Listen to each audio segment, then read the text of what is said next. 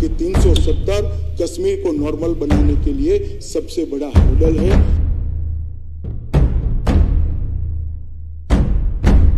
और मुझे भरोसा है कि कुछ ही दिनों में हम हंसता डोलता खेलता कश्मीर देखेंगे।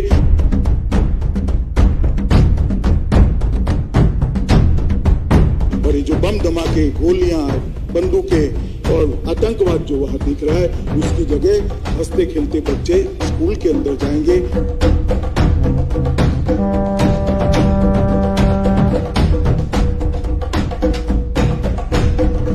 बुढ़ों का इलाज भी होता होगा, युवाओं को रोजगारी भी मिलती होगी। और डल लेक के अंदर कोई भी नागरिक किसी भी प्रकार के डर के बगैर आराम से अपने परिवार के साथ जा पाएगा।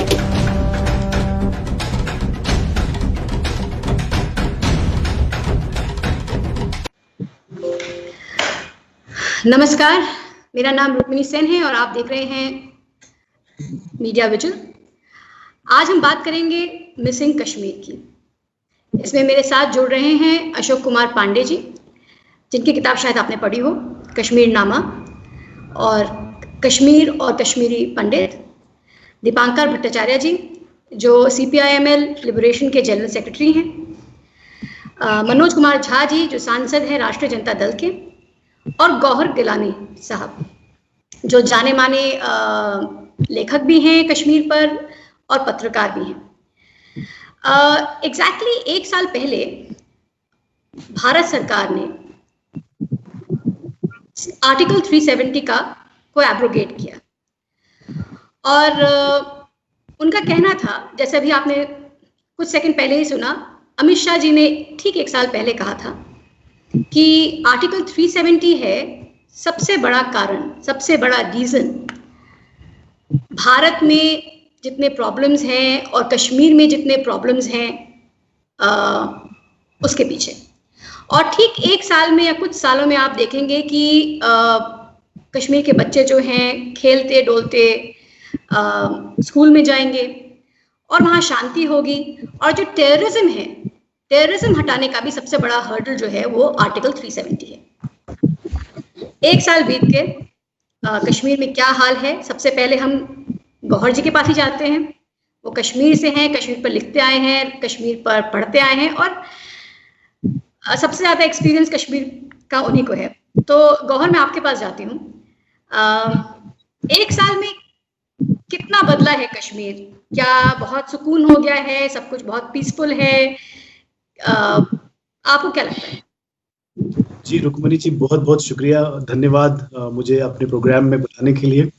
तो सबसे पहले 1 साल में अगर हम बोलेंगे क्या हुआ है, सुकून है, तो बिल्कुल सुकून है। सड़कें बिल्कुल सुनसान हैं, दुकानें बंद हैं, स्कूल बंद है और बिल्कुल जो कश्मीर की इकोनॉमी है उसको सिर्फ 40,000 करोड़ का नुकसान हुआ है, जो कश्मीर चेंबर ऑफ कॉमर्स की रिपोर्ट है कि, और सिर्फ 4 लाख लोगों ने अपनी जो है जॉब्स उनकी चली गई हैं।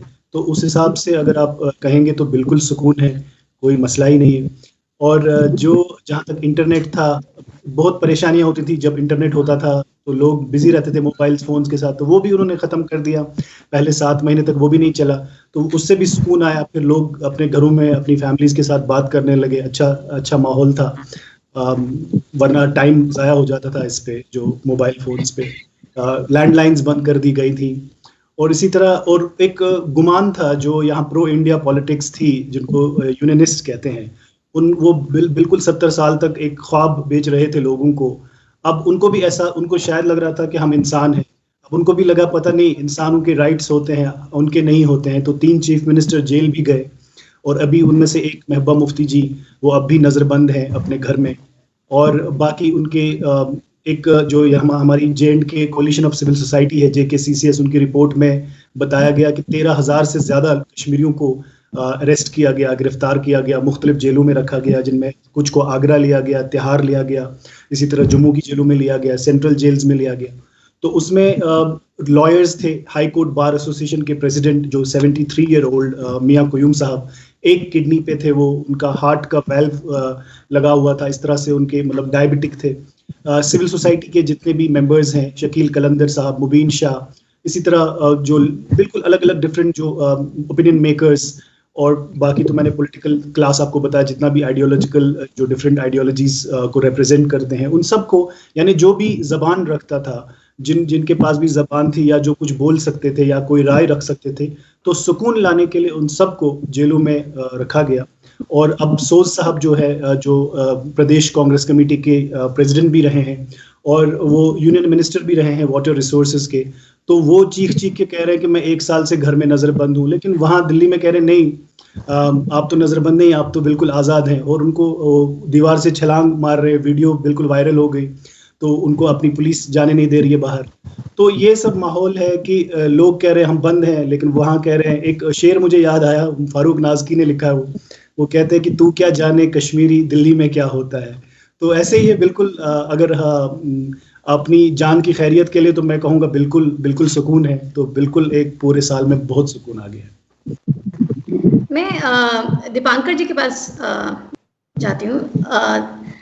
आप लोगों ने काफी प्रोटेस्ट किया एब्रोगेशन के, आप लोग काफी खिलाफ थे, और आपका पॉइंट ये था कि ये एब्रोगेशन जो है वो एंटी डेमोक्रेसी है और एंटी फेडरलिज्म है। क्या एग्जैक्टली पोजीशन था आपका? थोड़ा सा मुझे इलाबोरेट करके समझाएंगे, क्योंकि अगर हम समझते हैं कि कश्मीर भारत का ही हिस्सा है, तो फिर आर्टिकल 3, क्योंकि यही आर्ग्यूमेंट है कि अगर भारत का हिस्सा है तो उसको पूरी तरह से भारत के साथ होने में क्या प्रॉब्लम है, और आर्टिकल 370 हटने के बाद क्या वो सच में और ज्यादा भारत के साथ आया है? देखिए, इसको दो हिसाब से हम देख सकते हैं। एक तो अगर कश्मीर के हिसाब से हम लोग देखें तो जिस तरह से 370 को सरकार का दावा है कि हमने एब्रोगेट नहीं किया, डीएक्टिवेट किया, तो जिस तरह से 370 को निष्प्रभावी बना दिया है, बिना कश्मीरियों से कोई बात, वहाँ उस समय भी एक असेंबली थी, लोग थे, बिना कोई बात, तो हम समझते हैं कि शायद ये जो तरीका है, अगर किसी 370 छोड़ दीजिए थोड़ी देर के लिए, अगर हम 371 की बात करें, 371 ए जो नागालैंड में है, ए टू जे देश के कई राज्यों में है, जो 370 जैसा ही मिलता जुलता एक आर्टिकल है, तो किसी भी प्रदेश का अगर बिना उस प्रदेश के साथ बात करके अगर उसको खत्म कर दिया जाता, तो मुझे लगता है कि वो लोग समझते हैं कि कितना बड़ा अन्याय है। इस देश में अगर 370 जैसे कश्मीर के लिए था, तो आदिवासी इलाकों के लिए कहीं 5th शेड्यूल है, कहीं 6th शेड्यूल है।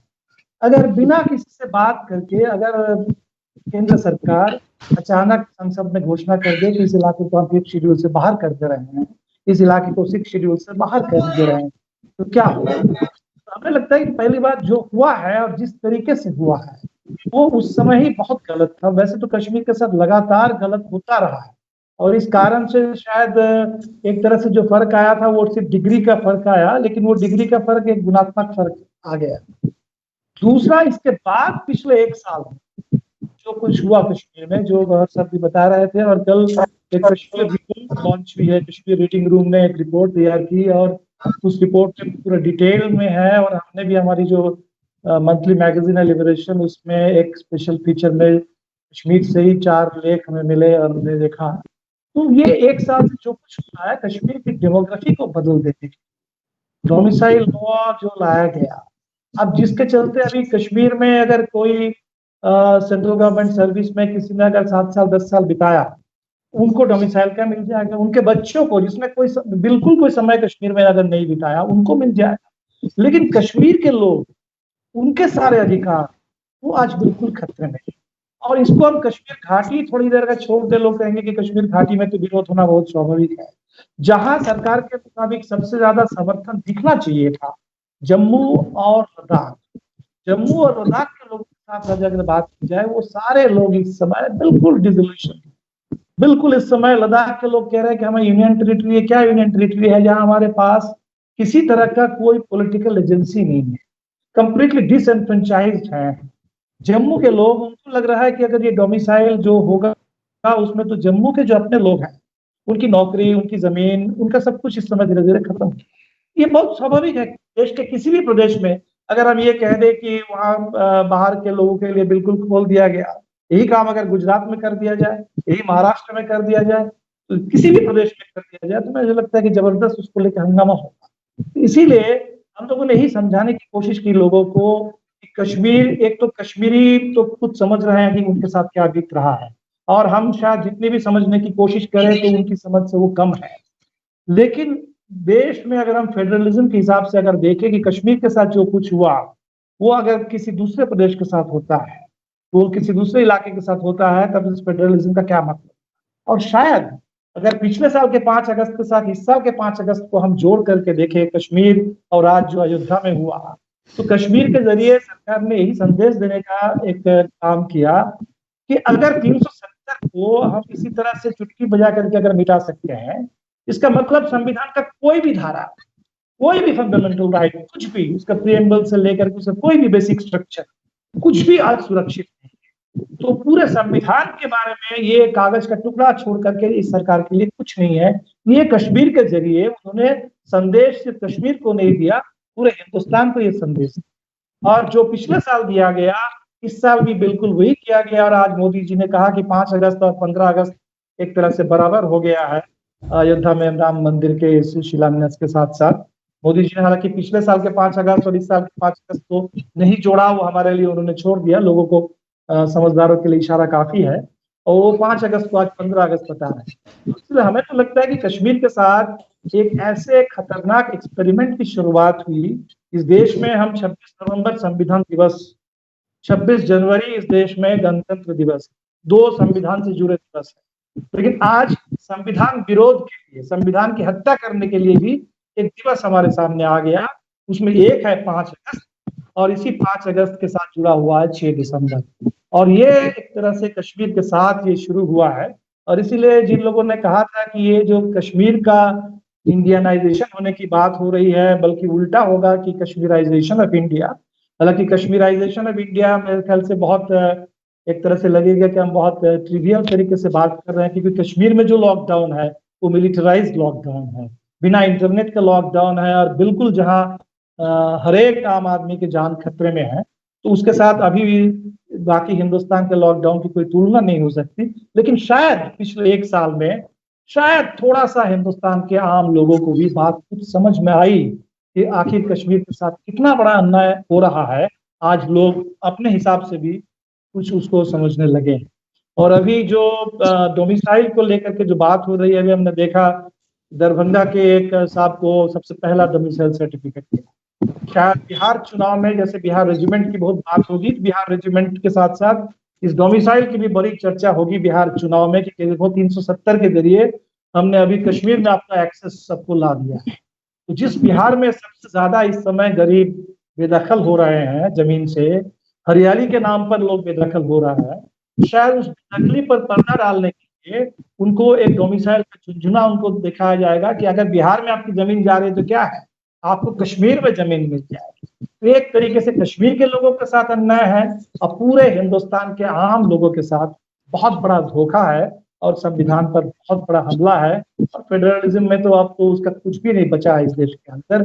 जिस तरह से सेंट्रलाइजेशन हो रहा है, एक कंप्लीट डिक्टेटोरियल सिस्टम बन रहा है, उसमें फेडरलिज्म या डेमोक्रेटिक राइट्स, इसका तो कोई मतलब अब बहुत रह नहीं। अशोक जी, थोड़ा एकदम शुरुआत से इसको लेते हैं कि आर्टिकल 370 के बारे में बहुत लोग बहुत कुछ सोचते हैं, बहुत कुछ जानते हैं। कुछ लोग जिस तरह का न्यूज़पेपर से बहुत सारी चीज़ें आती हैं और लगता है कि सबको बहुत क्लियरली शायद पता भी नहीं है कि आर्टिकल 370 है क्या, 35A है क्या। आप थोड़ा हमको बताइए कि क्या इम्पोर्टेंस है इसका, और एब्रोगेशन जो हुआ उससे क्या सच में कोई फायदा हुआ? क्योंकि आप कश्मीरी पंडितों के साथ बात करते आए हैं और आपकी किताब भी ठीक पहले गौहर की किताब आई थी, उसका नाम था कश्मीर रेज एंड रीजन। तो जब मुझसे कोई पूछता है कि 370 हटाने का असर क्या हुआ, तो मैं उनके टाइटल का ही सहारा लेता हूं। मैं कहता हूं रेज कई गुना बढ़ गया और रीजन कई गुना कम हो गया। तो असर तो मुझे ऐसे दिखाई देता है। 370 क्या था पर बात यहाँ नहीं करने का कोई बहुत मतलब है, टेक्निकलिटीज में जाएंगे उसके लिए बहुत वक्त चाहिए और बहुत सारी बात कर चुका हूँ। आप मेरा नाम और 370 कोई गूगल पे सर्च करेगा तो 20 वीडियोस 20 प्रोग्राम्स के मिल चुके। थक गया हूँ बता बता के, नहीं मन करता बताने का, क्योंकि किसी का टेक्निकलिटीज में इंटरेस्ट नहीं है। मैं दूसरी जगह ले जाता हूँ। 4 अगस्त 2019 पे आपको ले चलता हूँ। 4 अगस्त 2019 को पूरा कश्मीर बंद था, पूरा श्रीनगर और साउथ सारा कुछ बंद था। किसके भरोसे बंद था? आर्मी के भरोसे बंद था। किस कानून के तहत बंद था? किस कानून के तहत आर्मी को ताकत मिली? AFSPA के तहत आर्मी को ताकत मिली थी। आज आइए 5 अगस्त 2020 पे, आज भी कश्मीर, कल कर्फ्यू शायद हटा दिया गया है वरना कर्फ्यू लगा दिया गया था।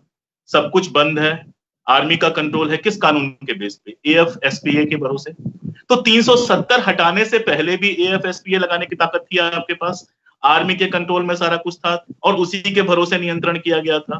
370 लगाने के बाद भी वही कंडीशन है कि AFSPA लगा के आर्मी के भरोसे से आप सारा कुछ कंट्रोल करते हो, तो बदला क्या? देखिए, लास्ट ईयर इंडिया टुडे ने जो अपना नेशनल एनुअल इशू किया था उसमें मुझसे 370 पे लिखने के लिए कहा था, तो मैंने कहा था उसका सिर्फ स्केलेटन, उसका सिर्फ कंकाल बचा हुआ था। अगर आप 1953 से लेके और 2019 तक की 370 की जर्नी देखेंगे तो सब कुछ छीन लिया गया था।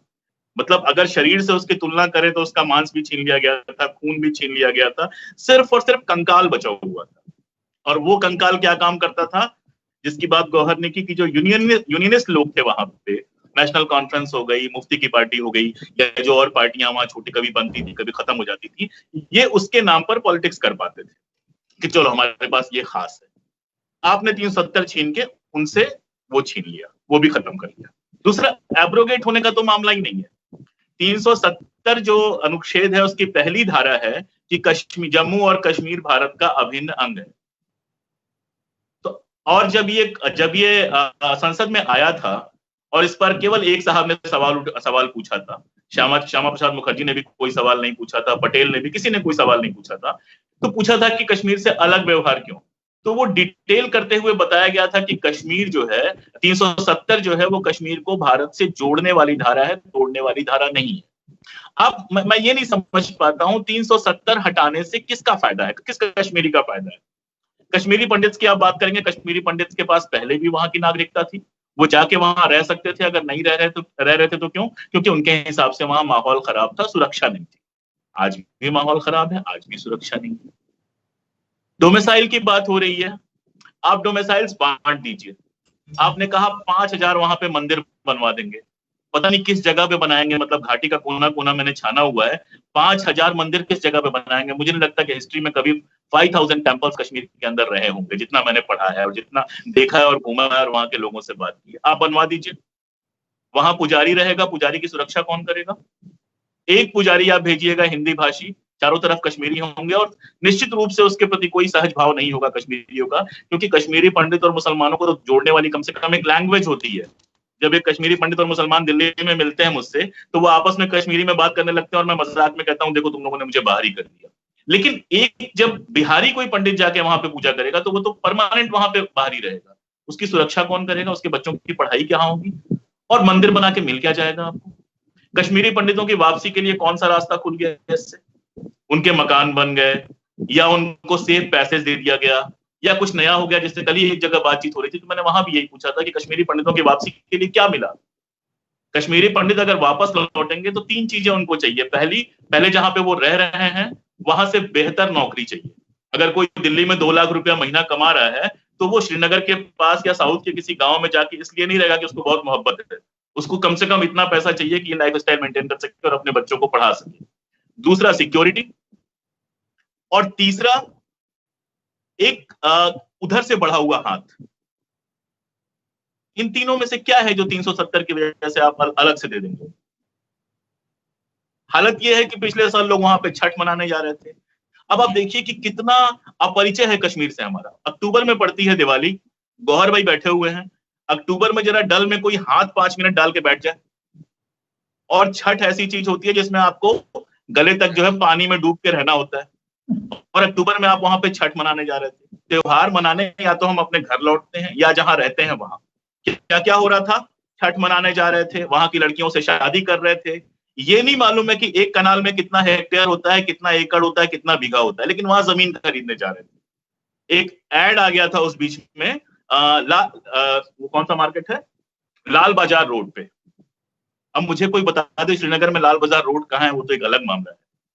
तो आप ये सब जब करने जा रहे थे तो दरअसल एक परसेप्शन बनाया गया कि 370 एक ऐसी चीज है जिसको हम हटा देंगे तो वहां पे हमारा कब्जा हो जाए। इसीलिए ये सारी कब्जे वाली मेंटेलिटी पैदा हुई। कब्जे में, कबीलाई कब्जे में क्या होता था, लड़कियां लूट लेते थे, जमीनों पर कब्जा कर लेते थे, यही सब करते थे ना।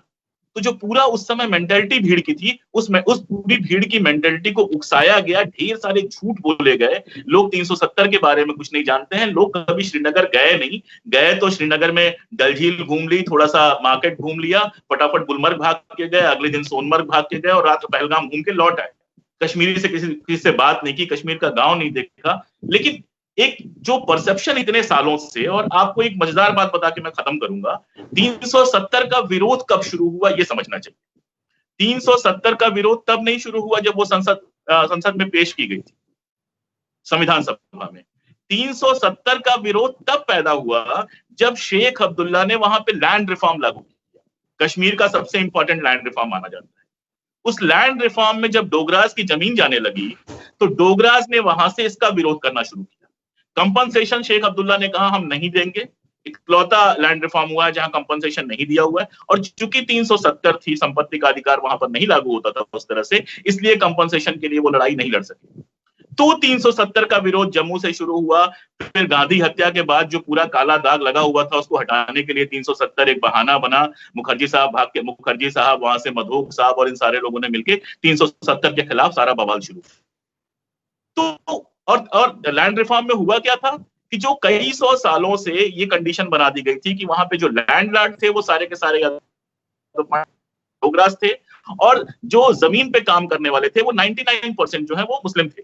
और या फिर आप जम्मू में आके देखेंगे तो जम्मू में दलित मिल जाएंगे। उनको जो जमीनें मिली वहां से ये बवाल शुरू हुआ सर। और इसी तब से लगातार पिछले 70 सालों मुझे आवाज नहीं आ रही है। मेरी आवाज नहीं आ रही है? हाँ अभी आ रही है, बताइए। लगातार 70 सालों से ये परसेप्शन बनाया गया कि ये 370 कोई बला है जिसको हम हटा देंगे तो कश्मीर जो है वो कश्मीर पे हमारा कब्जा हो जाए। इसमें कश्मीर का भला होगा वाला कंसेप्ट कहीं नहीं था। और 90s में पंडितों के बाहर आने के बाद और उनके एक हिस्से के पूरी तरह से दक्षिण के साथ चले जाने के साथ ये परसेप्शन और मजबूत हुआ। तो टेक्निकली कुछ नहीं मिला है आपको, ये जरूर मिल गया है वहां पर कि आप बहुत सारे डोमिसाइल्स बांट सकते हैं, बहुत सारी चीजें कर सकते हैं, लेकिन जिन चीजों की बात की जाती है कश्मीरी पंडितों की वापसी, मुझे नहीं लगता कि 370 हटने से उसका कोई रास्ता खुला है। और कश्मीर हमसे और दूर हुआ है, इस बात को हम स्वीकार कर लें।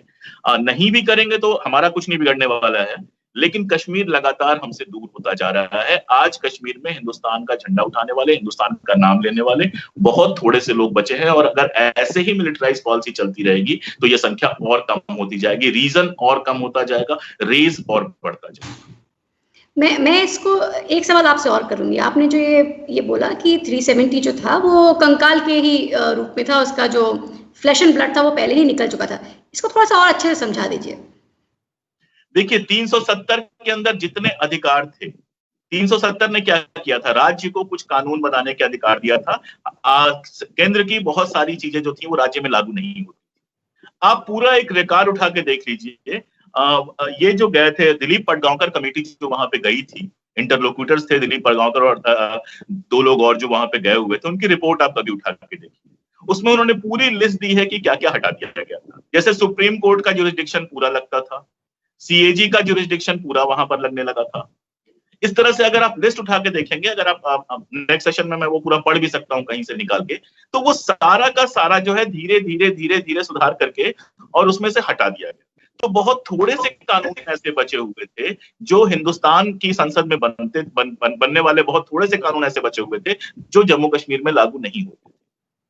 प्रधानमंत्री का पद आपने पहले ही छीन लिया था, सदर रियासत का पद आपने पहले ही छीन लिया था, और ये सब तो हो गया थ्योरी में। प्रैक्टिकली ये था कि पिछले 70 साल से कश्मीर में सरकार बनाने और गिराने का जो काम था वो मतदान बॉक्स से नहीं हो रहा था, वो दिल्ली की सुविधाओं से तय होता था। एक छोटा सा एग्जांपल देकर मैं खत्म करूंगा। मीर कासिम साहब वहां के चीफ मिनिस्टर हुआ करते थे। जम्मू कश्मीर में इलेक्शन होने वाला था, मीर कासिम साहब ने इंदिरा गांधी से बात की और कहा कि यहाँ जमात इस्लामी पर बैन कर देना चाहिए, जमात इस्लामी बहुत प्रॉब्लम क्रिएट कर रही है। ये शेख अब्दुल्ला के पहले की बात है, जबकि शेख अब्दुल्ला दोबारा वहां चीफ मिनिस्टर बनते हैं, उससे पहले की बात। तो इंदिरा गांधी ने कहा नहीं यार, ऐसा करेंगे तो फिर तो हमें जो है आरएसएस को भी बैन करना पड़ेगा। तो मीर कासिम साहब ने कहा कर दीजिए आरएसएस को बैन, आरएसएस भी तो दिक्कत पैदा कर रहा है, आरएसएस और जमात दोनों को बैन कर देंगे तो कोई प्रॉब्लम नहीं होगी। तो इंदिरा जी ने कहा नहीं, आरएसएस को बैन नहीं कर सकते हैं, इसलिए जमात को बैन नहीं कर सकते। वहां पे आप अगर पूरा इलेक्शंस देख लीजिए तो इलेक्शंस ऐसे हुए हैं, ऐसे लोगों को उठाया और गिराया गया है। शेख फारूक अब्दुल्ला साहब चीफ मिनिस्टर थे, इंदिरा गांधी चाहती थी कि उनके साथ मिलकर चुनाव लड़े, फारूक ने मना कर दिया, साथ में मिलकर चुनाव नहीं लड़े। वहां पे इंदिरा गांधी के जो बीके गांधी साहब जो थे, बीके नेहरू साहब, वो वहां पे राज्यपाल हुआ करते थे, उनसे कहा गया कि सरकार गिरा दीजिए। बीके नेहरू ने मना कर दिया कि मैं ये काम नहीं करूंगा। बीके नेहरू को वहां से उठा के गुजरात भेजा गया, वहां पे जगमोहन को पहली बार भेजा गया और गुल शाह के साथ जगमोहन ने सरकार गिराई। तो इतना कुछ वहां पे डेमोक्रेसी का जो मर्डर है ना, वो जिबह हुई है डेमोक्रेसी। अल्लाह झटका नहीं दिया गया उसको धीरे धीरे जिबह किया गया है। और ये आखिरी बार था जिसमें जम्मू कश्मीर के एक भी बंदे को शामिल किए बिना एक निर्णय लिया गया। तो मैं मनोज जी के पास जाऊंगी, उससे पहले मैं अपनी साथी सौम्या गुप्ता को 1 मिनट स्क्रीन पर लूंगी, क्योंकि वो हम लोगों के साथ हर तरह का डेटा कलेक्ट करती हैं। सौम्या, मैं क्या सौम्या को हम स्क्रीन पे ले सकते हैं? अच्छा, तो सौम्या का आप ऑडियो सुन सकते हैं। सौम्या, आप थोड़ा सा हम लोग को बताइए कि क्या मिलिटेंसी में किसी तरह की कमी आई है इस पिछले 1 साल में? टेररिज्म को लेकर के बात की थी होम मिनिस्टर ने कि सबसे बड़ा हर्डल जो है पीस की तरफ, शांति की तरफ, वो आर्टिकल 370 है। तो थोड़ा सा हम लोग को बताइए कि क्या फर्क, कोई पॉजिटिव चेंजेस आए हैं या? जी जी, मेरी आवाज आ रही है, राइट? जी, आपकी आवाज आ रही है, बताइए। जी, तो अमित शाह ने अपनी प्रस्तावना देते हुए इस बिल की संसद में कहा था कि रक्तपात का एक पूरा जो युग है वो खत्म होने वाला है 370 के हटते ही। तो मैं उस पर थोड़ी बात करना चाहती थी। साउथ एशियन टेररिज्म पोर्टल का एक डेटा है, उस डेटा को दिखाते हुए मैं बात करना चाहूंगी। अगर आप स्क्रीन पे देख सकते हैं दर्शक, तो उस डेटा में बेसिकली 1999 से 2019 तक का 1999 से 2019 तक का कुल मृत्यु जो हुई, इस मृत्यु में सिविलियंस, टेररिस्ट और आर्मी पर्सनल, जिन सबकी डेथ हुई, उन सबका टोटल नंबर्स हैं। तो 1999 में आपको पता है कि 1999 से 2001 तक हमारा कारगिल का पूरा जो वक्त था वो पूरा बहुत हाई अलर्ट वाला वक्त था, उसमें बहुत हाई डेथ्स हैं। पर 2001 से लेकर 2012 तक लगातार डेथ्स कम होती हैं।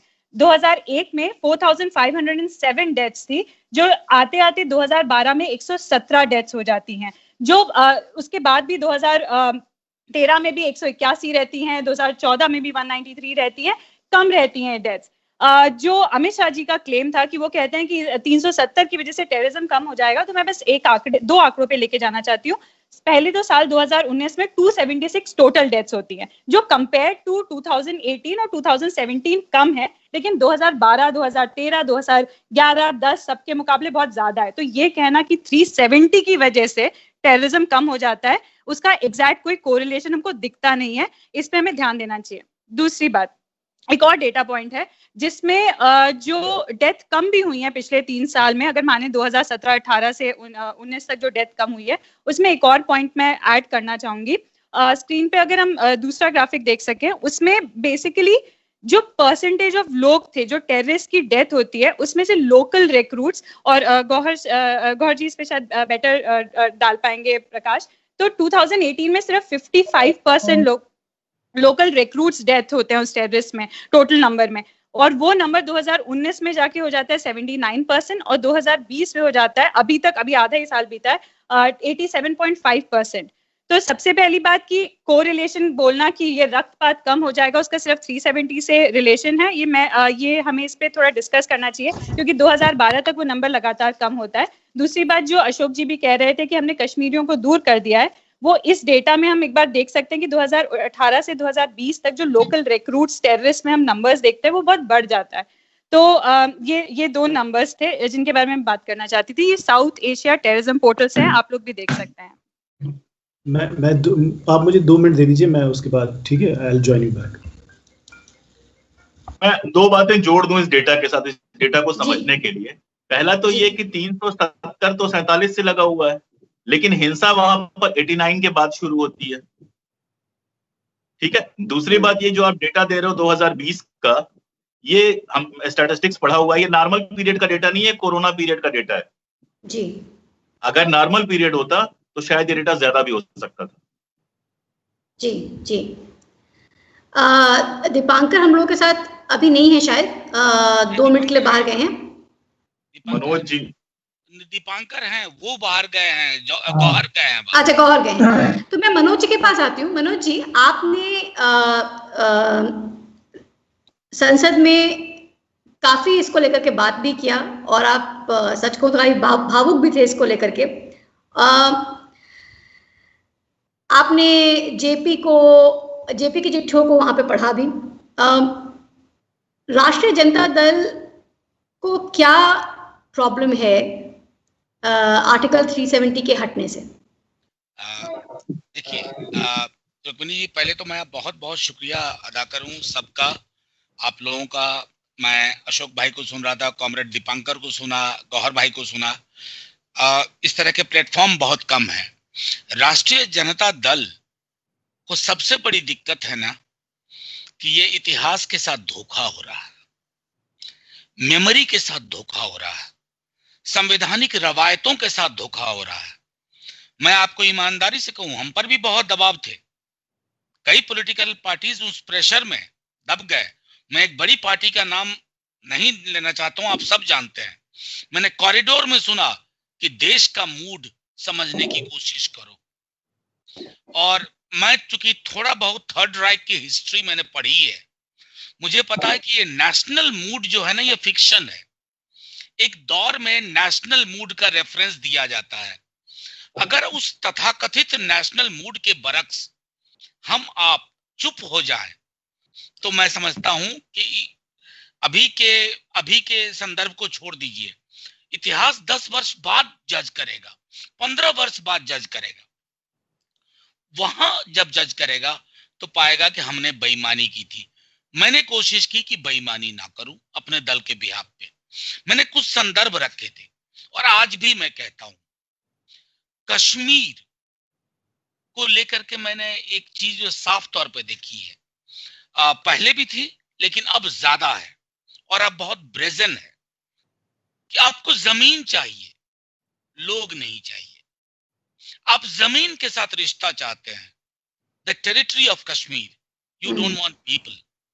और ये मैंने सदन में भी कहा था कि ये गलती इजराइल कर चुका है। मैंने साफ तौर पे आगाह किया था कि आप हमारे कश्मीर को पैलेस्टीन बना रहे हैं। लोगों ने कहा कि अतिरेक है, और मैं मुझे खुशी नहीं होगी if I am proved true that we are turning our Kashmir into Palestine। मैं इसलिए कह रहा हूं कि बापू ने पैलेस्टीन पर भी काफी लिखा, बोला। मैं अपने जो हमारे प्रधानमंत्री जी हैं, उनके टीम है, उनसे चाहूंगा कि एक बार पढ़ें कि बापू ने पैलेस्टीन के बारे में क्या कहा। और उस दिन भी जब मैंने जेपी का संदर्भ दिया था, जेपी ने नेहरू जी को खत लिखा था और इंदिरा जी को खत लिखा था, 2 अलग अलग वर्षों में।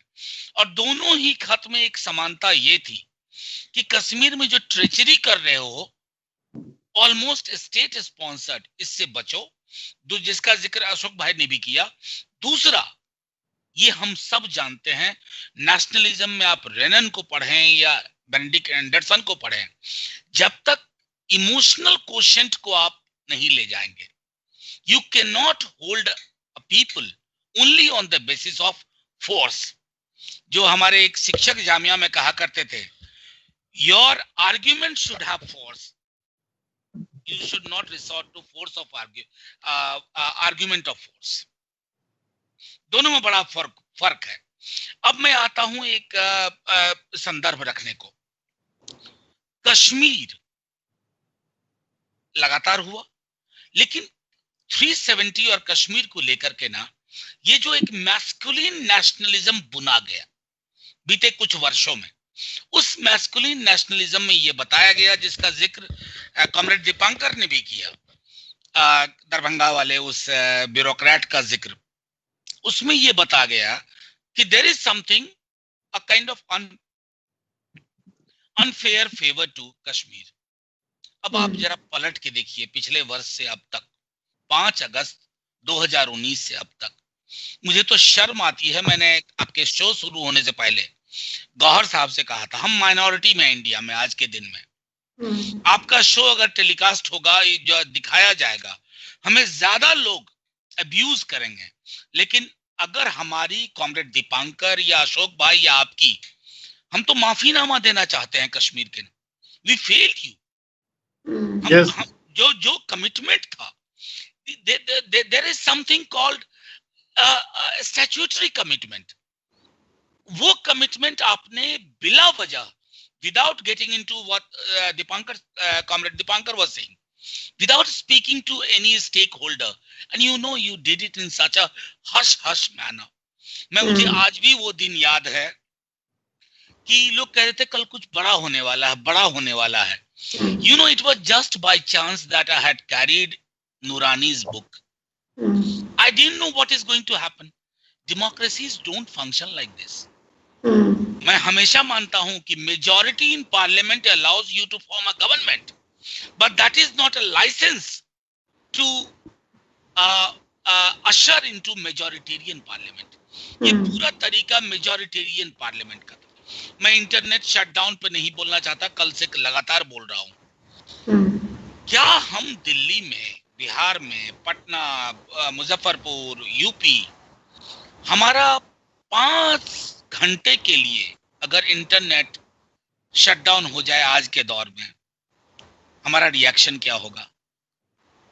और हम कहते हैं कि कश्मीर हमारा अभिन्न हिस्सा है। How can we win the hearts of the people in Kashmir? We have lost. मैं माफी के साथ कहता हूं कि हम शायद रिट्रीव नहीं कर पाएंगे पुराना पोजीशन। एक मेनस्ट्रीम हुआ करती थी, छोटी ही सही, वो मेनस्ट्रीम को तो आपने कत्ल कर दिया। और अगर आपके पास वो तथाकथित मेनस्ट्रीम नहीं है तो आप क्या करेंगे मुझे पता नहीं। एक सिविलाइजेशनल डिलेमा भी है रुक्मिणी जी, मैं बस 1 मिनट और लूंगा। प्लीज आप लीजिए। सिविलाइजेशनल डिलेमा है, what are the kind of message you are sending to the world. Pulitzer award मिला एक फोटोग्राफर को, he was ridiculed, she was ridiculed and so on and so forth. इससे क्या संदेश गया? We are no different from the state of Israel, which we always thought that it is a rogue state, it is not a civilized state. क्या हमारा model वो हो गया है? और फाइनली मैं एक बात कहना चाहता हूं, मेरी बेटी ने अपने स्कूल में लिखा था, आज मैंने उससे बोरो किया, उसकी परमिशन ली। उसने चिनार के माध्यम से कश्मीर की दास्तान लिखी थी। उसने एक टिप्पणी की थी कि खौफ के इस मंजर में, संगीनों के साए में और मासूम जिंदगियों के जनाजे के बीच इसे स्वर्ग या जन्नत कैसे कहूं। मैं अपनी इस आंसू, ये चिनार कह रही है, मैं अपनी इस आंसू भरी दास्तान को आप तक पहुंचाना चाहती थी, इसलिए इतना कुछ कह गई। बीते दशकों में भी मैंने बहुत दर्दोगम देखे, लेकिन जैसा अब देखा वैसा पहले कभी नहीं देखा। यानी जो एक शेर है, झूठ और सच के दरमियान जो था, आज वो पुल भी टूटता सा है। मेरा सिर्फ आखिरी कहूंगा एक टिप्पणी, no state in the world should appear as an occupying state for its own people. और कश्मीर की पूरी दास्तान ऑक्यूपेशन वाली है। और मैं इस बात में मुझे कतई कहने में कोई संकोच नहीं। we probably cannot go back to the old association. हम कितनों नॉस्टैल्जिया में जाएं, चिनार के पेड़, आतिशे चिनार, अशोक भाई जैसे लोगों की किताबें, article, we have probably lost the moral canvas we used to have. Kashmir has exposed us in the world. मैं आपने बहुत इंपॉर्टेंट बात कही यहाँ पे वैसे मनोज जी, कि हम लोग कश्मीर की ज़मीन को चाहते हैं और कश्मीर के लोगों को नहीं चाहते। अशोक जी, मैं आपके पास आती हूँ। मैं गौहर के लिए मेरे पास बहुत सवाल है, मैं उनके पास अभी जाऊंगी। आपसे ये पूछना चाहती हूँ मैं कि ये जो मनोज जी ने कहा कि हम लोग हम वी आर फेल्ड कश्मीरीज, इस पे एक सवाल जो एक काउंटर सवाल, और मुझे दिख रहा है कि वो सवाल आ चुका है हमारे पास ऑलरेडी, वो है कि कश्मीरी पंडितों का हमेशा ये सवाल उठ के आता है कि जब हम कश्मीर के बारे में बात करते हैं तो लोग पूछते हैं कि आप कश्मीरी पंडितों के बारे में बात क्यों नहीं करते। क्या कश्मीरी पंडित इस स्थिति में खुश हैं? क्योंकि आप तो पिछले साल गए हैं कश्मीर के लोगों से बात किया है आपने, उसके बाद भी आपके पास क्या इंफॉर्मेशन है? कौन से कश्मीरी पंडित? मैं कश्मीरी पंडित भी कोई मोनोलिथ नहीं है। गौहर की किताब में कश्मीरी गौहर उस पीढ़ी से हैं कि जब कश्मीरी पंडित जा रहे थे, मेरे ख्याल से इनकी उम्र 8-10 साल थी, तो वो थोड़ी बहुत स्मृतियां और बाकी सब है। तो उनकी किताब में है कि कश्मीरी पंडित की कुछ शिकायतें हैं कि वो हमसे मिलेगा तो पूछेगा कि तुमने हमें रोका क्यों नहीं, तुम जरा सी आवाज देते तो हम शायद रुक जाते। तो गौहर फिर कहते हैं कि कश्मीरी मुसलमान कहना चाहता है कि जब हम सबसे मुश्किल में थे तुम हमें छोड़ के चले क्यों गए, तुम रुकते, जो झेलते हम साथ में झेलते। खैर वो एक लंबा विमर्श है, उस पर बाद में कभी। एक सवाल ये है किस कश्मीरी पंडित की बात कर रहे हैं? कश्मीर के अंदर जो 800 परिवार रहते हैं, मैं उनसे मिला, खासतौर पर उनमें से कुछ परिवारों से।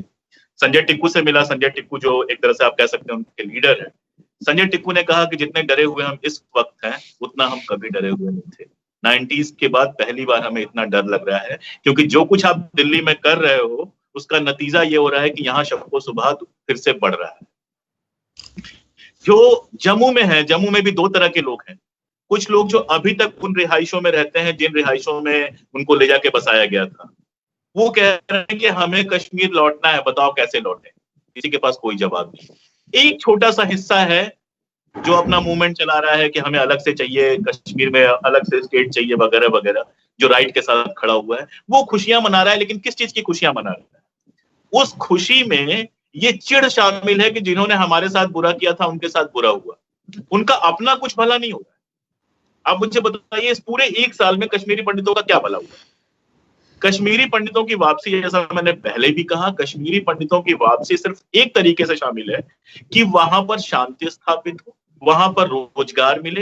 देखिए, कश्मीरी पंडितों का एक बड़ा हिस्सा दिल्ली में, जयपुर में, अहमदाबाद में, लंदन में, अमेरिका में बस चुका है, जिसके पास घर हैं, जो अच्छी नौकरियां कर रहा है, जिसके बच्चे यहाँ पर पढ़ रहे हैं। एक पीढ़ी ने झेला, उसके बाद की पीढ़ी सेटल हो गई है। वो सिर्फ इमोशनल स्तर पे वापस लौटने वाले नहीं, वो वहां तभी लौटेंगे जब वहां शांति होगी, जब वहां रोजगार होगा। और शांति और रोजगार एक साल में स्थापित होता हुआ दिख रहा है या बिखरता हुआ दिख रहा है, ये कोई भी समझ सकता है। तो कश्मीरी पंडित को एक चेहरा बनाकर हर चीज में, अगर आप कहिए कि ये क्यों हुआ तो कश्मीरी पंडितों को क्यों निकाला गया था, जो लोग जानते नहीं है कश्मीरी पंडित कौन होते हैं, जिनको कश्मीरी पंडितों से कोई लेना देना नहीं है, वो उनको सिर्फ एक मुहरा बना के यूज करते हैं। असल में कश्मीरी पंडितों की वापसी के लिए कश्मीरी पंडित तो कोई समझ सकता है, तो कश्मीरी मुसलमान समझ सकता है, कश्मीरी मुसलमान को कोई समझ सकता है, कश्मीरी पंडित समझ सकता है, क्योंकि कमबख्त वो दोनों एक ऐसी भाषा बोलते हैं जो हिंदुस्तान में कोई और नहीं बोलता। बड़ा से बड़ा भाषा का विद्वान पहुंच जाए, दो कश्मीरी आपस में बात करने लगे, उसकी कुछ समझ में नहीं आता। अभी तक मैं मुश्किल से 2-4 लफ्ज पकड़ पाया। तो वो एक दूसरे से इस भाषा में अगर गाली गलौज कर ले, बात कर ले, खूब सारी। आपको मैं बताऊं, अमित वांचू है वहां पे, अमित वांचू के दादा की हत्या हो गई थी, हृदयनाथ वांचू को गोली मार दी गई थी, फिर भी वो फैमिली नहीं गई। अमित वहां पे ही है, अमित एम्बुलेंस सर्विस चलाता है, साथ में अमित ढेर सारे कल्चरल प्रोग्राम करता है। अभी साल भर पहले जब ये सब बवाल नहीं हुआ था, एक और चीज बता के मैं खत्म करूंगा, तो अमित ने वहां से ढेर सारे कश्मीरी पंडितों को बुलाया था, यहाँ के कश्मीरी मुसलमानों को, और वो बता रहा था कि जब वो आपस में बैठे तो पहले तो चिढ़े हुए थे कि हमें क्यों बुलाया, अगर मालूम होता ये आ रहा है तो हम नहीं आते, और उसके बाद जी भर के रोए। दूसरा, संजय टिक्कू के बारे में बताओ। संजय टिक्कू वहां पे दशहरा हर साल मनाना शुरू किया था। कश्मीर में दशहरा नहीं मनता था, पिछले 7-8 सालों से उसने दशहरा मनाना शुरू किया था। इस बार दशहरा नहीं मन पाया, और अब मुझे नहीं लगता कि वहां पर दशहरा मन पाएगा। तो उनका भला हो रहा है या बुरा हो रहा है, ये सोचिए, सिर्फ उनको स्टेक मत बनाइए। मैं यहाँ पे कुछ ऐड करना चाहूंगा इस क्वेश्चन पे जो अशोक जी कह रहे थे, अगर आप मुझे इजाजत। एक शेर सुना के खत्म कर दूं, वो शेर अटक गया है। जी जी। शहर के हाकिम का ये फरमान है, कैद में कहलाएंगे आजाद सब। आपने इस हालात में जब लाकर छोड़ दिया है उनको, तो क्या उम्मीद कर रहे हैं? वहां से तो रेज ही रेज आनी है और कुछ नहीं आना। जी गौर साहब। जी गौर साहब बोलिए। जी रुक्मिणी जी, मैं जो आपने ये सवाल पूछा कश्मीरी पंडितों के बारे में, हालांकि जो अशोक साहब है, अशोक साहब ने बहुत अच्छा इसका उत्तर दिया, लेकिन मैं कुछ और बताना चाहता हूँ उस ऑडियंस के लिए जिन्हें शायद ये पता होता है कि जब कश्मीरी पंडितों की बात होती है कि एक ये मोनोलिथ है और एक ऐसी एंटिटी है और सारे जैसे ना कोई कश्मीर में है ही नहीं। हमारी यहाँ अब भी जो सबसे बड़ी जो दुकानें हैं, फार्मासिस्ट कंपनी है जो मेडिसिन के साथ करती हैं, उनका नाम है धर्स और बिंद्रूज। और धर्ज और बिंद्रूज अशोक जी को पता होगा, वो सारी कश्मीरी पंडितों की यहाँ वो कभी गए नहीं यहाँ से। धर्ज और बिंद्रूज, यहाँ सबसे बड़ा स्कूल है डीपीएस जो अथवाजन में है, वो चलाते हैं मिस्टर विजय धर जो डीपी धर के बेटे हैं, वो कभी नहीं गए यहाँ से। इसी तरह जो अमित वांचू की इन्होंने बात की, यहाँ सबसे बड़ा एक कंप्यूटर की एक स्कूल चलाते हैं विनोद विशन साहब जो कैसेट स्कूल का है, वो कभी नहीं गए यहाँ से। संजय टिक्कू जो पूरा काम करते, हाँ, बहुत लंबे समय तक एक नैरेटिव बनाया गया जैसे कि सारे कश्मीरी पंडित यहाँ, और दूसरी कश्मीरी पंडित सुवीर कोल जी भी हैं कश्मीरी पंडित, मोना भान भी कश्मीरी पंडित हैं, संजय काग भी कश्मीरी पंडित हैं, निताशा कोल भी कश्मीरी पंडित हैं। तो उनकी जो है उनका नैरेटिव कहाँ पे है? तो सिर्फ जो कोई शिमला में रह के और एक दो फिल्मों में काम करके फिर वो शाम को आएंगे रिपब्लिक टीवी पे कुछ एक्सट्रीमिज्म बातें करके, कभी वो कश्मीर में रहे नहीं है और फिर वो हाईजैक करेंगे एक नैरेटिव, और इस तरह से कश्मीरी ऐसे। अभी हमारी फैमिली जो मेरे सबसे फादर के मेरे क्लोजेस्ट फ्रेंड है वो कश्मीरी पंडित हैं, उपेंद्र अंकल। मेरे जो सबसे फेवरेट जो टीचर्स हैं, जो मैंने किताब में भी लिखा, वो सारे कश्मीरी पंडित हैं। अभी भी हम उनको हर साल जब भी शिवरात्रि, वो कहते हैं महाशिवरात्रि, हम उनको यहाँ की जो फेमस नदरू है जो हमारी डल लेक में होता है, और वो चेस्टनट्स जो होते हैं जिनको हम कश्मीरी में गोर कहते हैं, वो सब भेजते हैं उनको। तो आप लोगों ने एक ऐसा माहौल बनाया कि जैसे कश्मीरी पंडित और कश्मीरी मुसलमान या कश्मीरी सिख तलवार लिए एक दूसरे को कत्ल कर रहे हैं। और ऐसा तो नहीं, अभी भी यहाँ कोई कश्मीरी पंडित मरता है अब नेचुरल डेथ में, तो उसमें उसका सारा जो क्रियाक्रम से लेके जितनी भी चीजें हैं, या शादी होती है, वो सारे मुसलमान करते हैं, और वाइसी वर्सा। अब मुसलमान के घर में मॉर्निंग होगी या शादी होगी तो उसमें कश्मीरी पंडित होते हैं। अभी हमारे बच्चे जैसे स्कूल जाएंगे तो कश्मीरी सिख और वो सारे इकट्ठे जाएंगे। ये नहीं है कि आप लोगों ने एक ऐसा इमेज बनाया कि जैसे एक ये कोई यहाँ सारे गन लेके हैं और वो लेके हैं और वो सब तबाही कर रहे हैं और सबको मार रहे हैं। बल्कि उल्टा मैं आपको कहूंगा कि हमारे कश्मीर के खिलाफ हमेशा जो मेजॉरिटेरियन आर्ग्यूमेंट है वो भी इसके अगेंस्ट यूज की जाती है, और माइनॉरिटी आर्ग्यूमेंट भी कश्मीर के अगेंस्ट यूज की जाती है। वो कैसे कि जब आपकी फॉर एग्जांपल इंडिया का जो सक्सेस स्टोरी है पूरी दुनिया में, उसको ये कह के सक्सेस स्टोरी माना जाता है कि डाइवर्सिटी, इंडिया की डाइवर्सिटी ही उसकी सक्सेस स्टोरी है। और पूरा के देखिए, कन्नड़ में हमारी ये लैंग्वेज है, कर्नाटका में ये लैंग्वेज है, गुजरात में ये लैंग्वेज है, और फिर भी एक एंटिटी है। तो आपने सबसे पहले जो 370 का जो वार किया, उसमें सबसे पहला जो अटैक था वो कश्मीर की डाइवर्सिटी पे था। आपने एक छोटी से अपने लद्दाख को अलग कर दिया क्योंकि वहां बुद्धिस्ट और शिया मुस्लिम्स हैं। आपने हमारी डाइवर्सिटी को भी हमारे खिलाफ अगेंस्ट किया। फिर आप कश्मीरी पंडितों का आर्गुमेंट, माइनॉरिटी आर्गुमेंट लाते हैं कि आपको ये ख्याल रखना चाहिए, लेकिन फिर जब आप एक्शन लेते हैं, फिर कश्मीर में ना तो आप इलेक्टोरल जो डेमोक्रेसी इलेक्टोरल प्रोसेस में है, या जो दूसरे आइडियोलॉजिकल ग्रुप्स हैं, ना उनसे पूछते हैं, ना लोगों से पूछते हैं, बिल्कुल पार्लियामेंट का मेजॉरिटेरियन आर्गुमेंट लेके अपने डिसीजंस लेते हैं। तो आप मेजॉरिटेरियन आर्गुमेंट और माइनॉरिटी आर्गुमेंट दोनों कश्मीर के खिलाफ, कश्मीर को डिस्पोजेस करने के लिए यूज करते हैं। दूसरी बात जो इंपॉर्टेंट है, वो जो मैं इनके लिए बोलना चाहता हूं, इन्होंने भी बड़ी खूबसूरत कविता पढ़ी जो इनकी बेटी की कविता थी, उनके लिए बोलना चाहता हूं कि जो एक और ये एक इंप्रेशन क्रिएट इंप्रेशन क्रिएट किया जा रहा है कि जैसे सारी प्रॉब्लम्स अगस्त 5 से हुई है कश्मीर में। उससे पहले जितनी गवर्नमेंट्स आई थी, चाहे कांग्रेस रूल्ड गवर्नमेंट्स थी, तो अगर हम इसकी जो सेमी ऑटोनोमस स्टेटस या ऑटोनॉमी की बात करेंगे, सबसे पहला जो है 53 में 9 अगस्त को शेख मोहम्मद अब्दुल्ला जो कश्मीर के प्राइम मिनिस्टर थे, जम्मू एंड कश्मीर के, उनको न सिर्फ अनसेरेमोनियसली डिसमिस किया गया एज प्राइम मिनिस्टर, बल्कि 22 साल तक डिफरेंट स्टिंट्स में उनको जेल भेज दिया गया।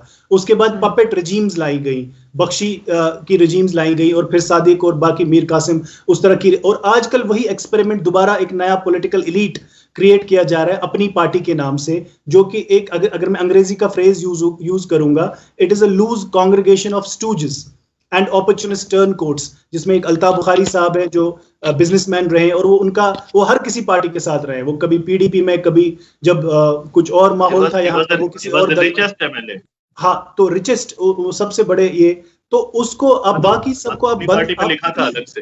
कितनी आवाज करना चाहते हैं आप यहाँ कि जो भी कश्मीर में किसी भी पॉलिटिकल आइडियोलॉजी या जो नॉर्मल एक कश्मीरी है, देखिए आपको और मेरा क्या फर्क है, आप बोलेंगे अभी प्रोग्राम खत्म हो जाएगा, आप फिर भी नॉर्मल लाइफ, लेकिन हमारे लिए प्रॉब्लम है एक फ्रीडम ऑफ एक्सप्रेशन नहीं है और उसके बाद फ्रीडम आफ्टर एक्सप्रेशन नहीं है, कि मुझे भी नहीं पता कि जब मैं आपसे बात करूंगा उसके बाद क्या होगा। आप देख रहे हैं कि हमारे जर्नलिस्ट पे 32 जर्नलिस्ट अभी समन हुए हैं, उनको हर दिन थाने पे बुलाया जाता है, उनको क्वेश्चनिंग की जाती है साइबर पुलिस स्टेशन पे, और प्रोमिनेंट जर्नलिस्ट जो द हिंदू जैसे अखबारात में काम करते हैं, पीरजादा आशिक, नसीर गनाई आउटलुक के साथ, इसी तरह बशारत मसूद इंडियन एक्सप्रेस के साथ, इरफान हकीम द इकोनॉमिक टाइम्स, मैं अपना नाम नहीं बोलना चाहता हूँ, मसरत जहरा फोटो जर्नलिस्ट, शाह फैद, अभी ईद के दिन भी हमारे जर्नलिस्ट थाने में थे। तो ये एक माहौल है कि जो एक तरह से मीडिया को माना जाता है कि एक फोर्थ एस्टेट है, किसी भी सिविलाइज्ड जो होती है यूरोपियन जैसे आप वो स्टैंडर्ड्स है डेमोक्रेसी के, तो उसमें आप मीडिया को जितने भी जो भी लोग यहाँ लिखते हैं ग्राउंड रियलिटी, उनके खिलाफ या तो केसेस रजिस्टर होते हैं या उनको थानों में बुला के क्वेश्चनिंग की जाती है और उनको इतना प्रेशराइज इंटिमिडेट किया जाता है कि वो उनके घर वाले उनको कहते हैं भाई तुम जर्नलिज्म पत्रकारिता ही छोड़ दो, क्या फायदा है आपको पत्रकारिता करने के लिए, क्या आपकी फैमिली प्रॉब्लम, साइकोलॉजिकल प्रॉब्लम्स होती हैं, और फिर आपको केस, आप जो प्रोसेस है पूरे जुडिशियल प्रोसेस, उसको वही आपके लिए एक पनिशमेंट बनाया जाता है, उस प्रोसेस को ही आपके लिए पनिशमेंट। ये हो गया जर्नलिज्म का हाल। पॉलिटिक्स का मैंने आपको हाल बताया कि चाहे वो प्रो इंडिया है, प्रो इंडिपेंडेंस है, प्रो पाकिस्तान है, वो सारे जेलों में है। उसके बाद सिविल सोसाइटी का भी मैंने आपको बता दिया, अखबारों का बता दिया, सबके गवर्नमेंट एडवर्टाइजमेंट्स लिए गए ताकि एक तो करे लाइन वो। आजकल आपको कश्मीर के अखबारात में 7 महीने तक for 7 months there was not a single editorial, not a single op-ed, और जब op-ed और editorials लिखना शुरू हो गए वो कश्मीर पे नहीं थे, वो कॉन्गो पे थे, वो एडिटोरियल्स डायबिटीज पे थे, थायराइड पे थे, कश्मीर पे नहीं थे। इतना डर, और वो कहते हैं ना हर धड़कन पर खौफ के पहरे, हर आंसू पर पाबंदी, इस तरह के माहौल में। और फिर आप आर्ग्यूमेंट क्या होती है आपकी तरफ से कि हम भाई डेमोक्रेटिक हैं, सबसे बड़ी डेमोक्रेसी है, और डेमोक्रेटिक टूल्स को ही आप यूज करते हैं कश्मीर को डिस्पोजेस करने के लिए, डिसएम्पावर करने के लिए, डिसएडवांटेज करने के लिए। और फिर जब वहां से कोई रेस्पॉन्स आता है फिर आप उसको कोई अलग अलग नाम देके उसको अदराइजेशन करके फिर जस्टिफाई करते हैं ऑपरेशन उसके खिलाफ। तो ये देखिए, मैं आज मेरे खिलाफ भी केस है, उन्होंने, हालांकि मैं कश्मीर में माना जाता हूं सबसे मॉडरेट, मुझे यहाँ अपने लोगों की तरफ से भी गालियां पड़ती हैं कि भाई आप तो वो भी पूरी तरीके से नहीं बोलते हो जो है, आप तो बिल्कुल इनको, शायद आपके फ्रेंड्स हैं इंडिया में, आप उनको खुश करना चाहते हो। तो मुझ पे यूएपीए का केस है, मसरत जहरा 4 साल से फोटो जेल, उस पे यूएपीए का केस है, सारे जर्नलिस्ट पे आप उनको भी जेल भेज देंगे। फिर मतलब आप किन से बात करना चाहते हैं? पहले तो अगर कोई पत्थर भी फेंकता था मुझे लगता था शायद उसके पीछे एक ये भी वजह हो सकती थी कि उसको लगता था कि कहीं ना कहीं सिस्टम रेस्पॉन्ड करेगा और शायद मेरी बात सुनेगा। अब आज ये प्रो इंडिया पॉलिटिशियंस मुझे कहते हैं कि हम मॉर्निंग में है, we are in a state of mourning, हम मातम कर रहे हैं और हम खामोश हैं 1 साल से, और हमारी खामोशी और हमारा मातम ही हमारा प्रोटेस्ट है।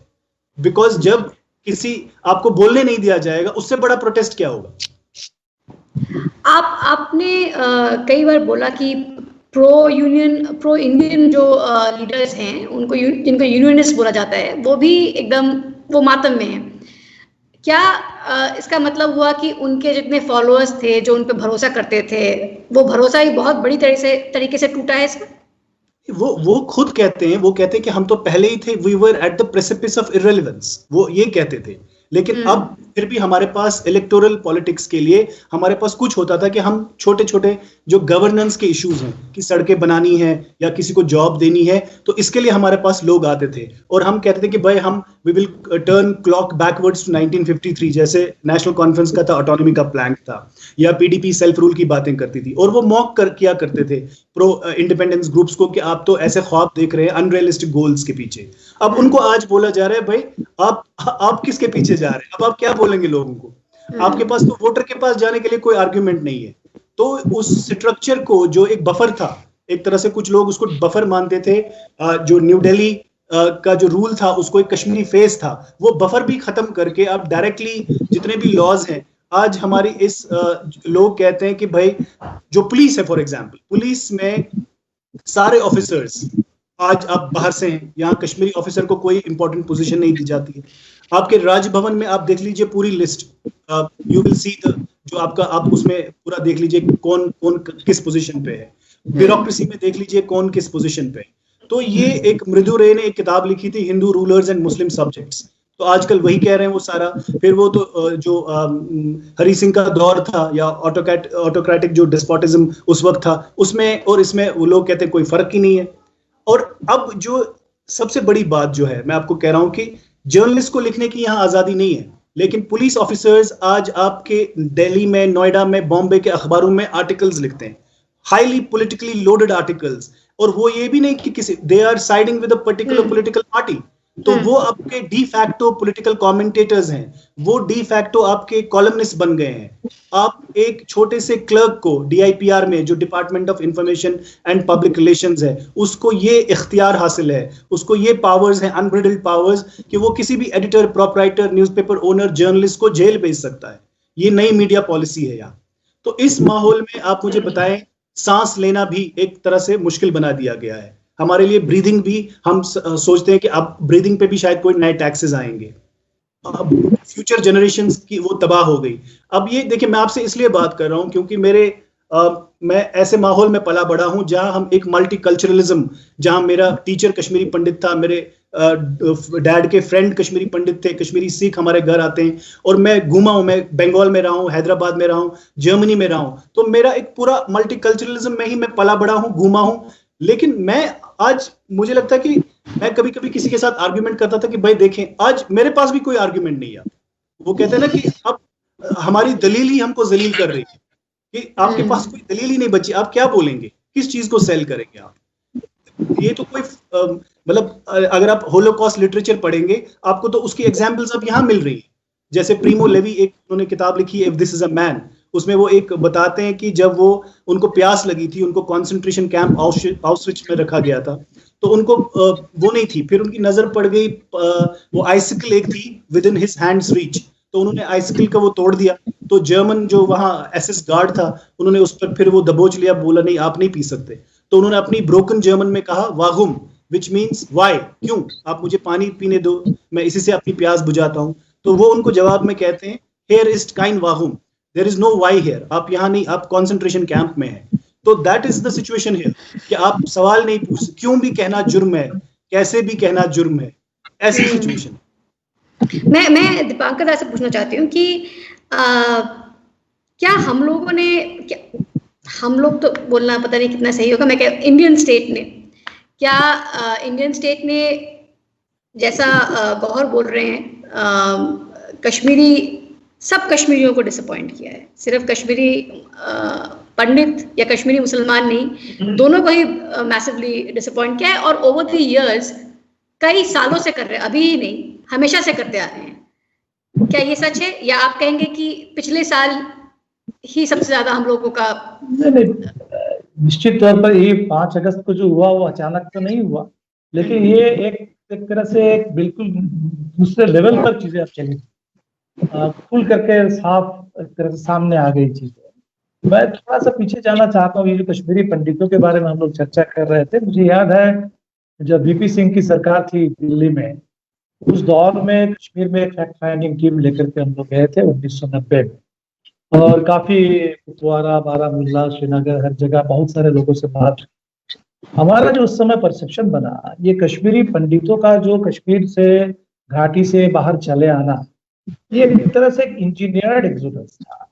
क्योंकि मैं आज भी नहीं समझ पाता हूँ कि कश्मीरी पंडितों के साथ जो कुछ भी अगर हुआ है कश्मीर में, जो भी असुरक्षा उनके साथ, उससे कहीं ज्यादा दिल्ली के सिखों को 1984 के नवंबर में झेलना पड़ा, हिंदुस्तान के कोने कोने में सिखों को झेलना पड़ा।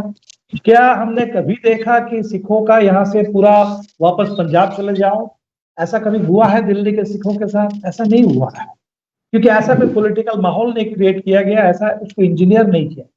तो बहुत सारे कश्मीरी पंडित भी तो कभी कभी कहते भी हैं कि ये हम लोगों से बहुत बड़ा धोखा हुआ, जो उस समय एक तरीके से जिस इंप्रेशन के साथ उनको यहाँ लाया गया था, और उन्होंने सोचा था कि उससे कुछ बड़ा एक बनेगा, और ना उनको यहाँ एडिक्वेट रिहेबिलिटेशन मिला, और ना ही कोई एक प्रेशर ग्रुप और ग्रुप बना पाए जहां से, तो उनकी एक तरीके से टॉकिंग पॉइंट बना कश्मीरी पंडित जिसके बल पर बीजेपी वाले अपना पॉलिटिक्स करते हैं, लेकिन कश्मीरी पंडितों को भी एक पॉन की तरह बिल्कुल इस्तेमाल किया गया टॉकिंग।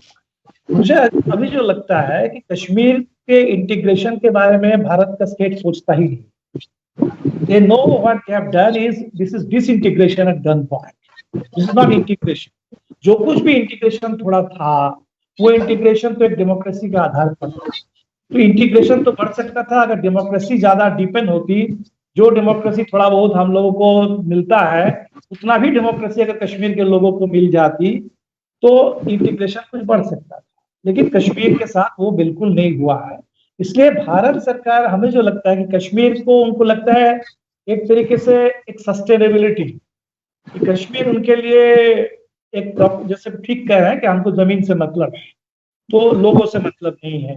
तो जमीन के लेवल पर वो जो जमीन का टुकड़ा है वो जब तक हमारे हाथ में रहेगा, एक तो उनको वहां अगर उनको लगेगा कि हमारे हाथ में अब नहीं रहने वाला, तब शायद ये कुछ और सोचे। दूसरा, कश्मीर का इस्तेमाल करके रेस्ट ऑफ इंडिया में जो मेन पॉलिटिक्स है, यहाँ जो कम्युनल पोलराइजेशन का उनका प्रोजेक्ट है, उसके लिए कश्मीर एक वेपन है। कश्मीर को दिखा करके यहाँ भारत में हमको वोट बटोरना है, यहाँ पॉलिटिक्स करना है, कश्मीर में कुछ करना ही नहीं है। कश्मीर को उसी तरह से मेंटेन करते हुए एक लेवल पर हमें इंडिया में उसका फायदा बटोरना है। या तो इंडिया में जो कश्मीर का फायदा बटोरने का ये जो कम्युनल पोलराइजेशन का लॉजिक है, ये सैचुरेट हो जाए, ये या काउंटर प्रोडक्टिव होने लगे, और कश्मीर के अंदर जो स्थिति है वो सस्टेनेबल ना रहे। हमें लगता है कि पिछले 1 साल में धीरे धीरे ये दोनों ही मामले में शायद सरकार का जो डिजाइन था वो कुछ कमजोर पड़ रहा है। कश्मीर के अंदर अगर आप देखेंगे तो आप पूरे लद्दाख, जैसे आज लद्दाख को इन्होंने लिया था यूनियन टेरिटरी बना करके, और आज पूरा लद्दाख, वो गलवान वैली नहीं है, LAC नहीं है, एक तरीके से पूरा लद्दाख का ही एक इंटरनेशनल एक वो टेंशन का पॉइंट वो बन गया है। तो इसलिए हमें लगता है कि एक तरफ पाकिस्तान, एक तरफ चाइना, एक तरफ पूरा का पूरा कश्मीर एलियनेटेड, जम्मू में लोग डिसअपॉइंटेड, डिसएंचांटेड, लद्दाख में लोग डिसएंचांटेड। तो ये कश्मीर निश्चित तौर पर Indian state has finds itself weaker in Kashmir. Second, हमें लगता है, जो मैंने शुरू में भी कहा था, कि शायद थोड़ा सा कश्मीर को लोग समझने लगे हैं इंडिया में। जो लोग समझते नहीं थे कश्मीर को, आप धीरे धीरे, जब यहाँ भी बहुत सारे हमारे डेमोक्रेटिक राइट्स जा रहे हैं, हर रोज संविधान पर हमले हो रहे हैं, लॉकडाउन हमारे लिए भी एक रियलिटी बन गई है, तो शायद थोड़ा सा कश्मीर के बारे में अभी भी वो एम्पैथी नहीं है। उस लेवल पे कश्मीर के बारे में सेंसिटिविटी बनना मुश्किल है जब तक हमारे पास जानकारी नहीं होगी कश्मीर के बारे में। तो ये जानकारी दोनों तरफ बहुत कम है, कश्मीर में भी, इंडिया के बारे में, शेष हिस्से के बारे में, यहाँ के पॉलिटिक्स के बारे में, एक ताकि हमारा एक शेयर्ड स्टेक। तो हमें लगता है कि शायद ये अगर थोड़ा सा हम लोग इसको बढ़ा पाए तो निश्चित तौर पर कश्मीर के अंदर भी, और इसीलिए जो मनोज जी कह रहे थे कि हमें तो एक तरीके से माफी मांगने की बात है, कि जो कुछ भी एक समय था आजादी के बाद कश्मीर के पास, वो चाहते तो वो भारत के साथ नहीं जुड़ते, वो चाहते तो वो कुछ भी तो उस समय कर सकते थे। उस समय उन्होंने दे ऑप्टेड फॉर इंडिया, और वो हमारे सेकुलरिज्म, हमारा कॉन्स्टिट्यूशन, इस पर भरोसा करके, और वो भरोसा 53 से ही टूटने लगा, और टूटते आज। तो इसलिए ये जो कश्मीर के साथ हुआ है एक लगातार बिट्रेयल, वो बिट्रेयल बढ़ते बढ़ते आज यहाँ पहुंचा है, जहाँ कोई बिट्रेयल और प्रॉमिस, इन शब्दों का भी बहुत मतलब से रह गया। वहां तो लोग बात कर रहे हैं कि एक सेटलर कॉलोनियलिज्म में भी है, बिल्कुल वहाँ फिलिस्तीन की चर्चा है, पैरेलल्स उसी के साथ लोग ड्रॉ कर रहे हैं। ये डोमिसाइल से लेकर के जबरदस्ती वहाँ के डेमोग्राफी बदलने के लिए पॉकेट्स वहाँ लगातार वहाँ डेवलप किए जा रहे हैं। इसीलिए अभी जो मानसिकता है, ये तो बिल्कुल एक तरीके से एक कश्मीर के साथ इंटीग्रेशन की, इमोशनल इंटीग्रेशन तो छोड़ ही दीजिए, इसी तरह का एक मिनिमम पॉलिटिकल इंटीग्रेशन की अभी हालात नहीं है। लेकिन शायद उसी दिशा में एक नए धरातल पर हम लोग कोशिश कर सकते हैं, क्योंकि कोशिश तो करना ही पड़ेगा। इंडिया में भी आप डेमोक्रेसी और कॉन्स्टिट्यूशन का खास मतलब जी अशोक जी बोलिए। देखिए ये जो दो नरेशंस है ना, दो एक्सट्रीम नरेशंस हैं। हाँ। एक नरेशन ये है कि कश्मीर के सारे मुसलमानों ने मिलकर वहां के पंडितों को निकाल दिया, और दूसरा नरेशन ये है कि कुछ इंजीनियर किया गया, जगमोहन ने इंजीनियर किया और कश्मीरी पंडित निकल गए। इन दोनों नरेशंस ने बहुत नुकसान पहुंचाया है। आप जो ही कहते हैं इंजीनियर किया गया, निकाल दिया गया, आप उनका सारा पेन जो होता है ना उसको आप जीरो कर देते हैं, और वही जो है फिर वो आपकी बात सुनने से उनको घबराहट होती है। ये बिल्कुल बेकार की बात है कि कोई एक जगमोहन चाहता और सारे कश्मीरी पंडित वहां से निकल जाते। हो सकता है कि 90 में शुरुआत में जो थोड़ा बहुत हुआ हो सकता है कि उस समय जगमोहन ने, ये बिल्कुल ठीक बात है कि जगमोहन ने रोकने की कोशिश नहीं की, लेकिन एक बात बिल्कुल है कि एक फियर साइकोसिस वहां पे भरा था, और अल्पसंख्यकों का अपना एक फियर साइकोसिस होता है। आप सिखों से तुलना कर रहे हैं, सिख, आपने खुद कहा कि सिख पूरे देश में फैले हुए, तो कहां कहां जाते? फिर भी अगर आप जाएंगे चंडीगढ़ में, और जो एक वहां पे, खैर उस पर अलग से बात करूंगा, तो वो तुलना की ही नहीं जा सकती है। वो एक सोसाइटी थी जो कश्मीर के अंदर थे, और जब वहां पर हत्याएं शुरू हुई, आप लॉजिक दे सकते हैं, नेशनल कॉन्फ्रेंस के लोगों को भी मारा गया, मुसलमानों को भी मारा गया, प्रो इंडिया होने की वजह से मारा गया, वो तमाम चीजें हैं, लेकिन वहां बिटा कराटे जैसे लोग भी हैं जिन्होंने प्लेजर के लिए मारा, जिन्होंने बिल्कुल कम्युनल होके मारा। जो ही आप ये बात नहीं करेंगे, जो ही आप इस फैक्ट को छोड़ देंगे कि हमारे एक्सट्रीम राइट ने वहां पे गिलानी को एक जमाने में सपोर्ट किया, उनके साथ मंच शेयर किया, जो ही हम ये बात नहीं करेंगे कि हम हिंदू रेडिकलिज्म की इंडिया में बढ़ने की बात तो करते हैं, लेकिन इस्लामिक रेडिकलिज्म की वहां पर किस तरह से बढ़ोतरी हुई है, किस तरह से साउथ के गांव-गांव में ट्रेनिंग सेंटर्स खुले हुए हैं, मदरसे खुले हुए हैं, और किस तरह से जमाते इस्लामी ने वहां वही काम किया है जो आरएसएस ने इंडिया के अंदर किया हुआ है। आप कभी भी कश्मीर की प्रॉब्लम को टैकल नहीं कर पाएंगे। ये एक सच्चाई है कि कश्मीर के अंदर इस्लामिक रेडिकलिज्म ने भयानक नुकसान पहुंचाया है।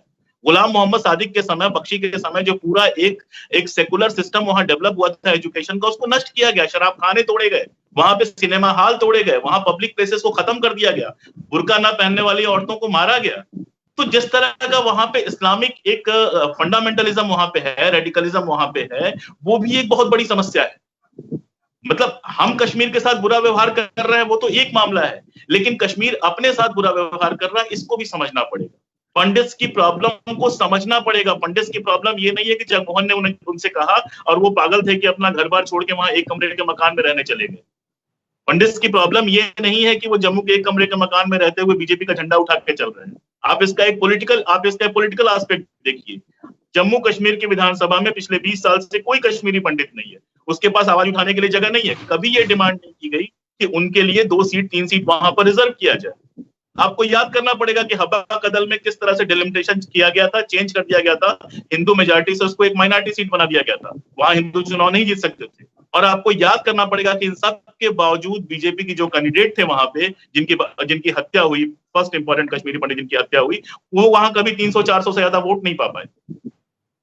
जो कश्मीरी पंडित सेकुलर थे, कम्युनिस्ट पार्टी का झंडा उठाया, नेशनल कॉन्फ्रेंस का झंडा उठाया, कांग्रेस का झंडा उठाया, उनकी हालत ये हुई कि जब वो जम्मू में आए तो उनके पास आरएसएस के लोग थे जिनसे उनको मदद मांगनी थी। मैं 50 ऐसे लोगों से मिला हुआ।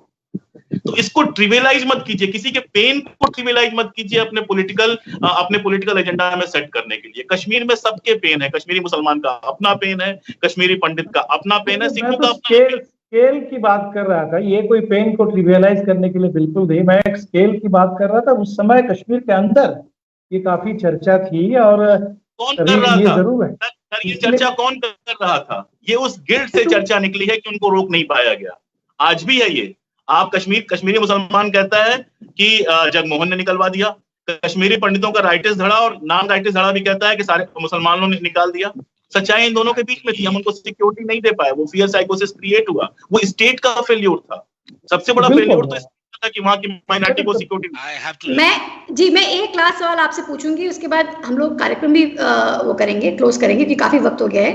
आपको क्या लगता है कि हम लोग भारत में तो हिंदू राइट को क्रिटिसाइज करते हैं, पर भारत के अंदर ही जो स्टेट है कश्मीर का, उसमें हम जब इस्लामिज्म बढ़ता है, जो इस्लामिस्ट फोर्सेस का जो प्रकोप होता है, उसको हम उस तरह से क्रिटिसाइज नहीं करते हैं, वहां के मिलिटेंसी को भी हम उस तरह से क्रिटिसाइज नहीं करते हैं। मनोज जी, ये किसने कहा रुक्मिणी जी? मेरी तो समझ में नहीं आ रहा है कि कब हमने क्रिटिसाइज नहीं किया या हमसे कौन सी कमी रह गई।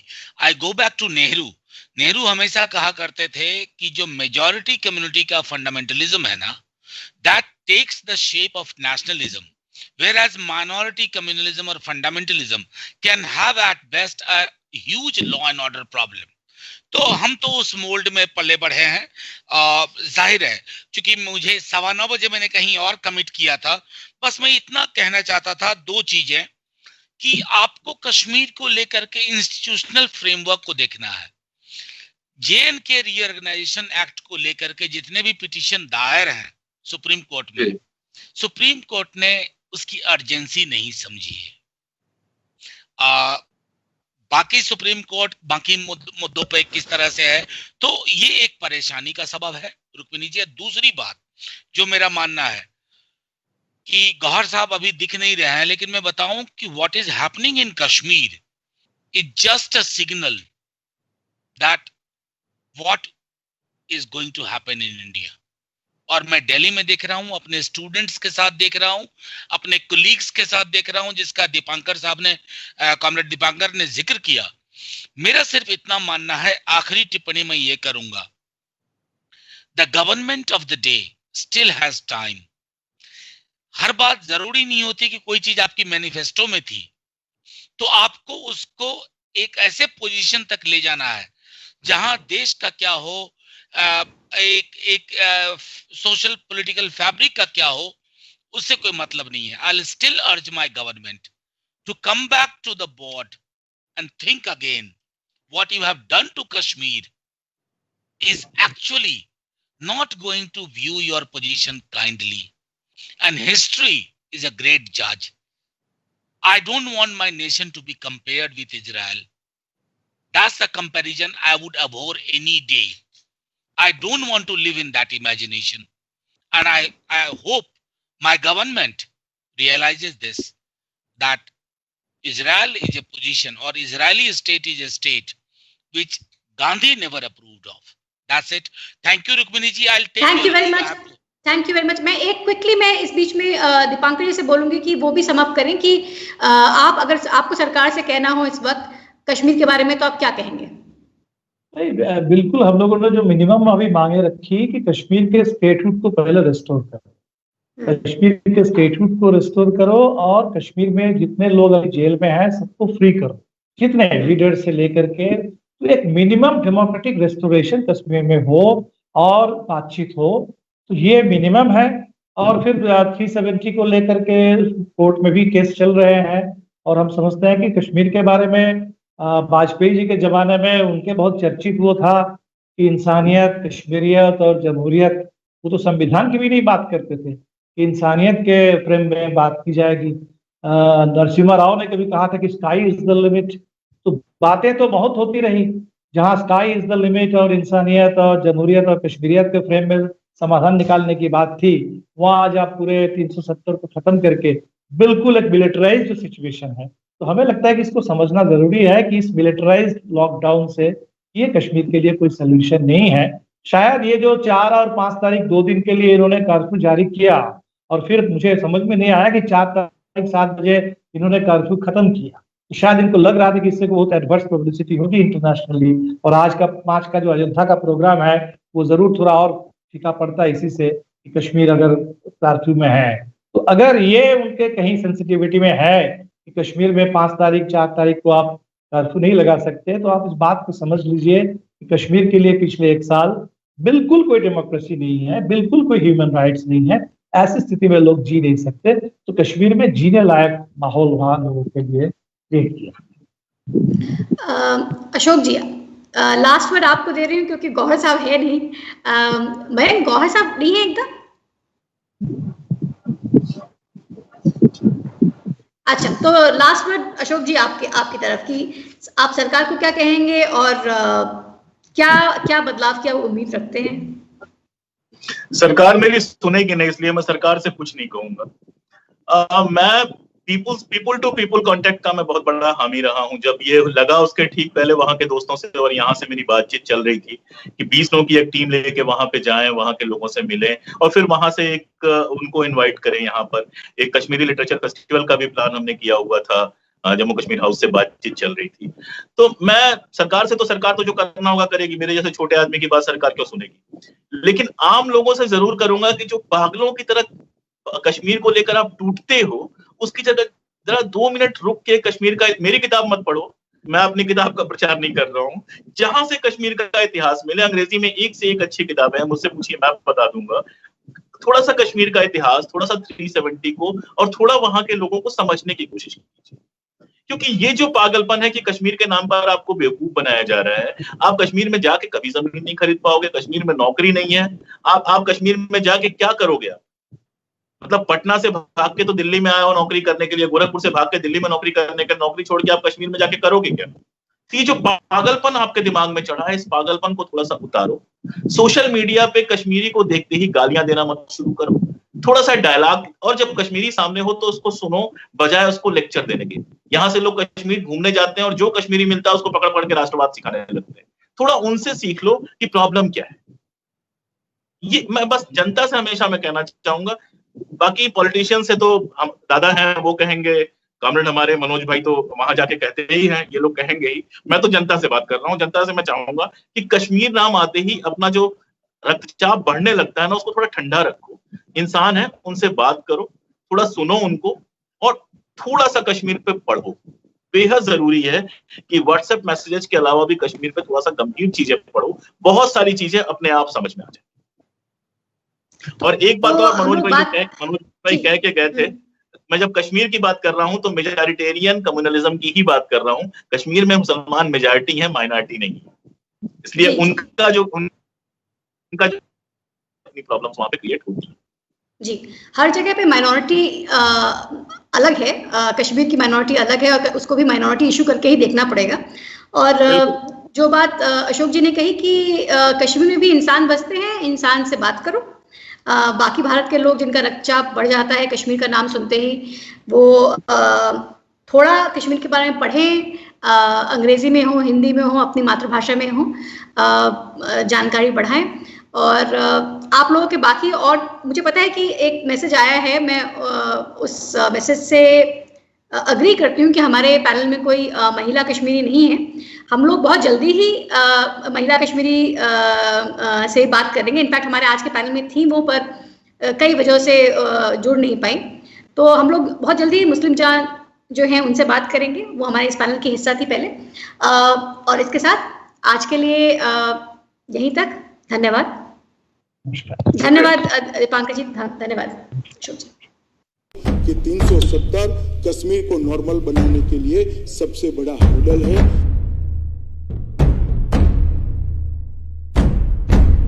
और मुझे भरोसा है कि कुछ ही दिनों में हम हंसता डोलता खेलता कश्मीर देखेंगे।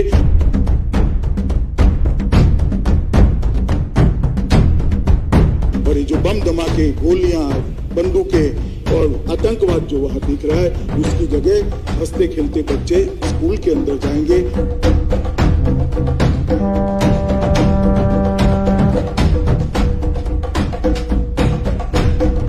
बुढ़ों का इलाज भी होता होगा, युवाओं को रोजगारी भी मिलती होगी। और डल लेक के अंदर कोई भी नागरिक किसी भी प्रकार के डर के बगैर आराम से अपने परिवार के साथ जा पाएगा।